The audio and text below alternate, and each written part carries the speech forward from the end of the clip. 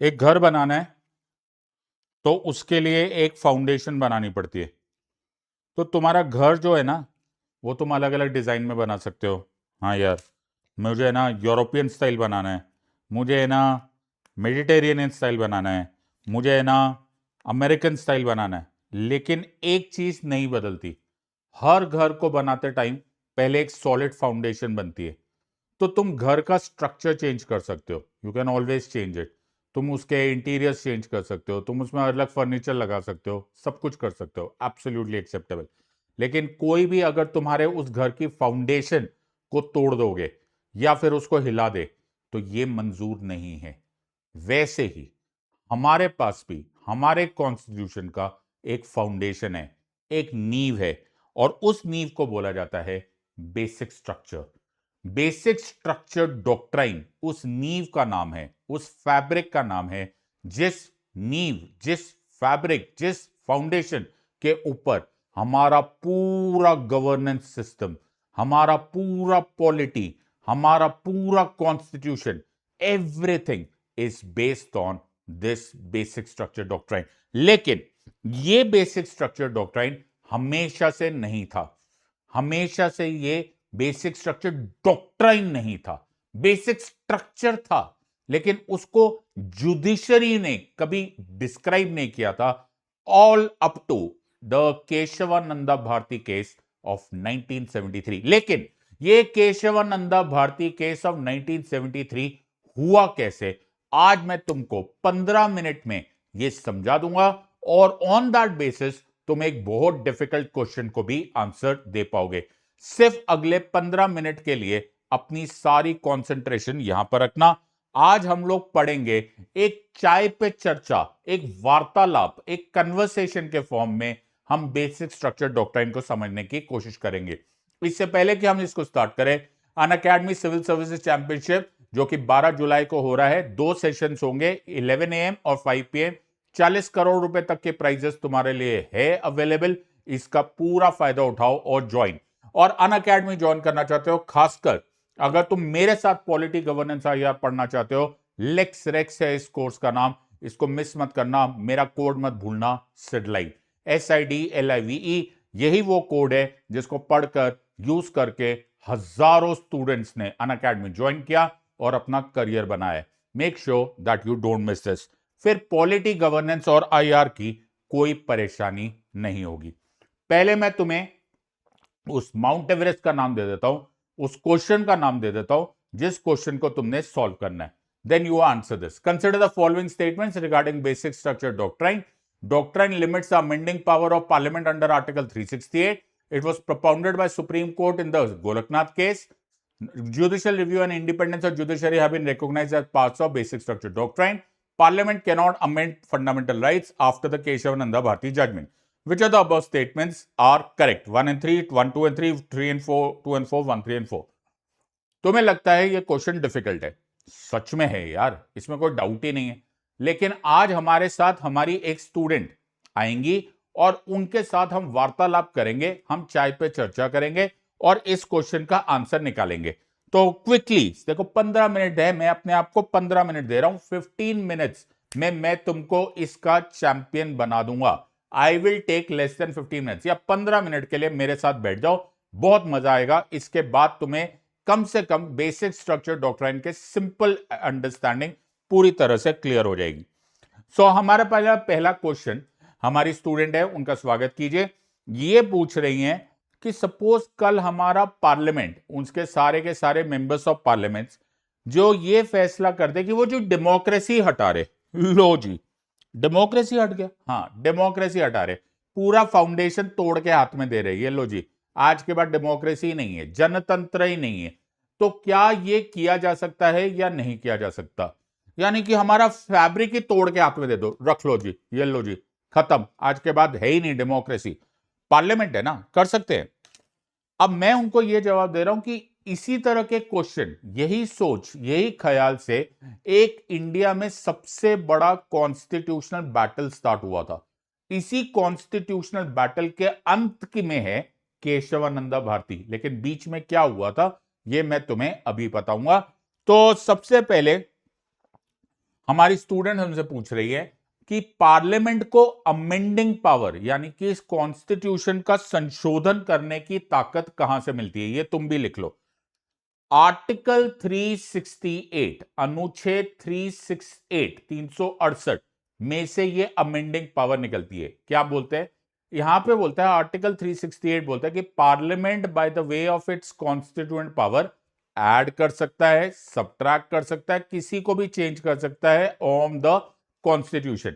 ये इसको क्या बोलते हैं, इसको बोलते हैं आर्टिकल 368। कीवर्ड याद रखो यार, कीवर्ड है एनी। कीवर्ड क्या है, एनी। एनी कोई पार्ट ऑफ द कॉन्स्टिट्यूशन को भी चेंज कर सकता है। ये कहां लिखा हुआ है, ये लिखा है 368। अगर ये सवाल का ये जवाब है तो अगला सवाल ये हो गया कि क्या 368 को यूज करके सब कुछ चेंज किया जा सकता है, सब कुछ चेंज किया जा सकता है। द पॉइंट हियर इज कि ये कहां तक चेंज किया जा सकता है। Amending power of the constitution में किस पार्ट को छोड़ा जा सकता है कि सब कुछ ही चेंज कर सकते हैं। इस सवाल का अगर तुम्हें जवाब मिल गया तो तुम्हें बेसिक स्ट्रक्चर पता चल गया। सो कंट्रोवर्सी ये है कि क्या आप आर्टिकल 368 यूज करके आप पूरे कॉन्स्टिट्यूशन का रूट, नींव, फाउंडेशन भी तोड़ के दिखा सकते हो। मतलब कल आप ये भी बोल सकते हो कि पार्लियामेंट ये फैसला कर ले कि डेमोक्रेसी है ही नहीं भैया, आज के बाद सिर्फ डिक्टेटरशिप है, तानाशाही है। क्या ये भी पूछा जा सकता है? क्या ये भी बोल सकते हैं कि आज के बाद यार हम लोग है ना इंडिया नहीं कहलाएंगे, हमारे देश का नाम कुछ और ही बदल दो जो कि हमारा दुश्मन देश है? ऐसा कर सकते हैं? क्या हम जुडिशियल रिव्यू हटा सकते हैं? क्या हम सुप्रीम कोर्ट को हटा सकते हैं? क्या हम सब कुछ ही चेंज कर सकते हैं? ये सवाल पहली बार आया इन अ केस, और वो case is the one which is called as Shankari Prasad versus union of India case. कौन सा केस है? केस का नाम लिख लो।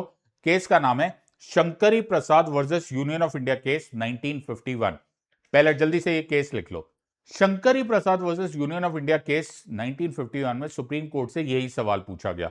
बोला माय लॉर्ड, क्या 368 को यूज करके पार्लियामेंट कुछ भी बदल सकती है? इनफैक्ट क्या फंडामेंटल राइट चेंज किया जा सकता है? अब कमाल की बात यह है कि सुप्रीम कोर्ट ने जवाब दिया हां।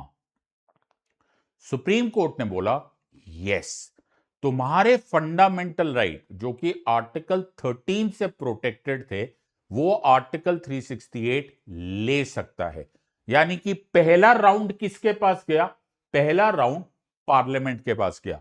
सो आर्टिकल 13 जो कि मेरा फंडामेंटल राइट प्रोटेक्ट करता है और आर्टिकल 368 जो कि कॉन्स्टिट्यूशन को अमेंड करने की पावर पार्लियामेंट को देता है, उसमें से कौन जीता? उसमें से जीता आर्टिकल 368। ये कौन सा राउंड है? ये है राउंड 1।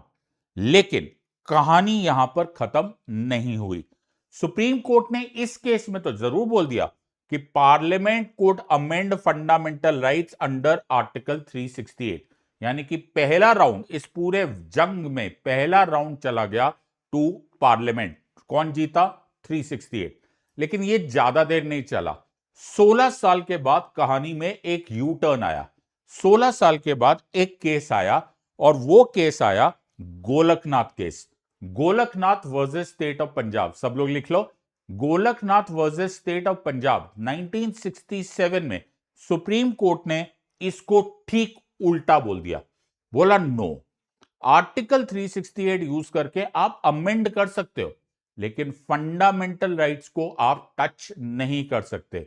एक बड़ी फेमस लाइन हो गई कि फंडामेंटल राइट्स आर सेक्रोसैंक्ट। अब देखो कौन जीता पहले राउंड में? पहले राउंड में जीता पार्लियामेंट, दूसरे राउंड में कौन जीता? Fundamental rights.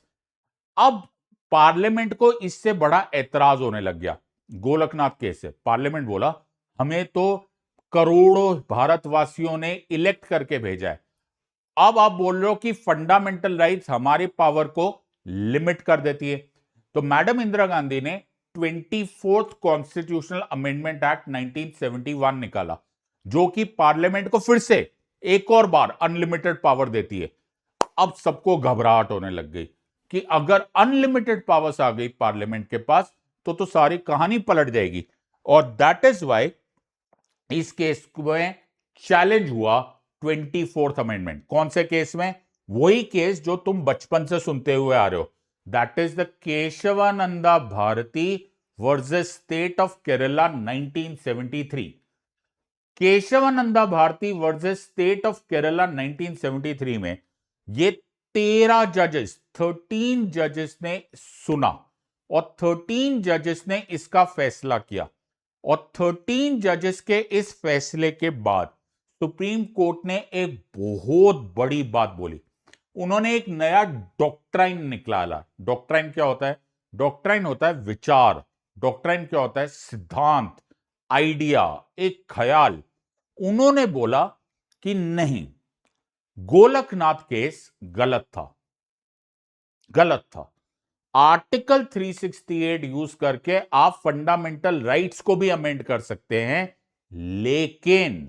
लेकिन आप कॉन्स्टिट्यूशन के बेसिक स्ट्रक्चर, फाउंडेशन को नहीं तोड़ सकते। अब सबसे पूछा गया, माय लॉर्ड्स, ये तो बताइए कि ये कॉन्स्टिट्यूशन का बेसिक स्ट्रक्चर वर्ड लिखा का है? तो सुप्रीम कोर्ट ने बोला नहीं, एग्जैक्ट बेसिक स्ट्रक्चर वर्ड कहीं नहीं लिखा हुआ, लेकिन उसके कई सारे एग्जाम्पल्स दिए गए। जैसे डेमोक्रेसी, ये basic structure of the constitution है। Rule of law, judicial review, याद रखना, न्यायिक समीक्षा, federalism, independence of judiciary, secularism, supremacy of the constitution, ये सारे एग्जाम्पल्स दिए गए। और बोले कि आने वाले केसेस में जजेस और भी चीजों को इसमें ऐड कर सकते हैं। यानी कि किसी एक पार्ट ऑफ द कॉन्स्टिट्यूशन में नहीं लिखा हुआ बेसिक स्ट्रक्चर, लेकिन उसके कई सारे एग्जाम्पल्स है। तो अब फाइनल फैसला क्या हुआ? फाइनल फैसला यह हुआ कि पार्लियामेंट सब कुछ बदल सकता है, लेकिन basic structure, the very fabric, the very root, the very foundation of the Constitution को नहीं तोड़ सकता। ये, केवल ये part is beyond the reach of Article 368। यानी कि पार्लियामेंट के पास 368 है, लेकिन वो पावर भी लिमिटेड है। वर्ड क्या है? लिमिटेड। अब तुम इस क्वेश्चन को सोचो और मैं 15 सेकंड में तुमसे ये जवाब मांगूंगा। आराम से पढ़ो, मैंने जो बोला है उसको रिटेन करो और देखो तुम्हें सब समझ में आएगा। Consider the following statements. Doctrine limits the amending power of parliament under article 368। अभी कुछ सुनाई दिया। इट वॉज propounded, मतलब given by the supreme court in Golaknath case. Number 3, judicial review and independence of judiciary have been recognized as parts of basic structure. And number 4, Parliament cannot amend fundamental rights after the Kesavananda Bharati judgment. तो अब तक तो तुम्हें यह बात समझ में आई गई होगी कि it was propounded by the Supreme Court in Kesavananda Bharati case. Second choice गलत है। अगर तुम सेकेंड चॉइस गलत है, Parliament can not amend fundamental rights after Kesavananda Bharati, नहीं, यह भी गलत है, क्योंकि फंडामेंटल राइट्स को अमेंड किया जा सकता है, बेसिक स्ट्रक्चर नहीं तोड़ा जा सकता। तो सेकेंड भी गलत हो गया और फोर्थ भी गलत हो गया। Answer of course 1 and 3 only. Answer is a. इस क्वेश्चन को फ्रीज करो, पॉज करो, स्क्रीनशॉट लो और पढ़ो, और एक बार मेरा वीडियो दोबारा ये फिर से देख लेना। तुम्हें पता चलेगा मैंने 15 मिनट में तुम्हें इस सो कॉल्ड डिफिकल्ट क्वेश्चन के लिए तैयार कर दिया है। So this is how you study. जरूरी नहीं है घंटों घंटे पढ़े, ये बच्चों की एग्जाम नहीं है कि यार पढ़ रहे हैं जी, किताबें घसीट रहे हैं, उसी से हो जाएगा। नहीं होगा। You need a subject expert, और पॉलिटी में that subject expert is me. चाहे तुम इसको एरोगेंस समझो, चाहे तुम इसको एडवर्टाइजमेंट समझो, I know my subject. Join me, use my course set live, और आराम से पढ़ लेते, मेरी तरह से पढ़ो। I know how to teach you from the constitution.